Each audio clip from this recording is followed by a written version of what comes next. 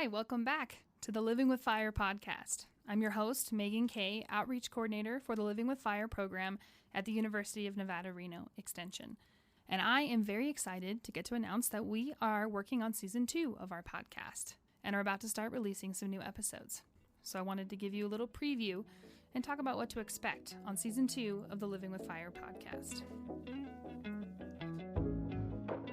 When fires occur, we don't want to develop tools and technologies just like we can respond to them. That's just hard to do, right? We need to treat this thing at just a much larger scale because the burns are big and they're going to be continuing to occur.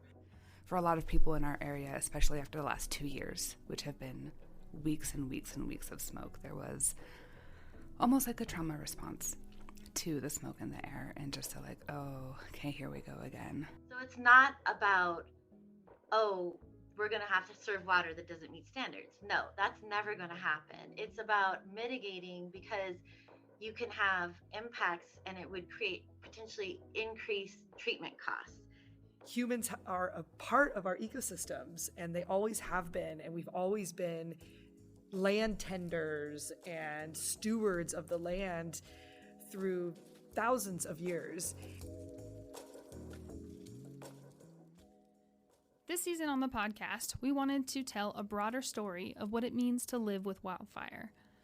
So we are exploring some topics that are not necessarily related to wildfire itself, but impacts of wildfire that are more under the surface or maybe go unseen. So far this season, we've already talked to some experts about wildfire smoke, trauma, watershed management, mental health, and more. I'm very excited to share these stories with you, and if you haven't already, remember to subscribe so you don't miss anything.